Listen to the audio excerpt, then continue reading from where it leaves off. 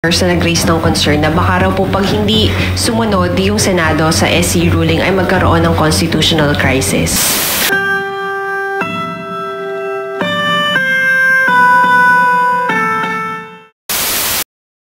Magkakaroon ng trial considering na unanimous yung en banc ng Supreme Court nung bumoto sa ruling na nagdideklarang unconstitutional yung impeachment case. I'm always hopeful, lalo na sa ganitong mga pinaka-importanteng mga proseso na iniaatas sa Senado na may partikular na obligasyon. So, ilalabas ko rin yon, yung mga argumento, opinyon, pati boto, kaugnay ng pag-asang iyon sa August 6. Okay, Mav, and then si RG. Hello. Hello. Yeah. Meron po kasing ilang senators na nag-raise ng concern na baka raw po pag hindi sumunod yung Senado sa SC ruling ay magkaroon ng constitutional crisis.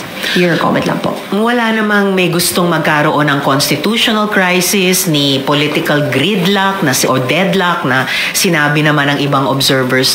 Kaya nga talagang binubuno namin these days, these weeks, kung papaano tamang dapat kumilos ang Senado. At lahat nito ay pinag-aaralan namin sa ngayon at ihahain namin ng kompleto pagdating sa plenary sa August 6. At ma'am, yung sa August 6 nga po, plenary ito, are you still hopeful that you will reconvene as an impeachment court? Yes. I think the court is still convened.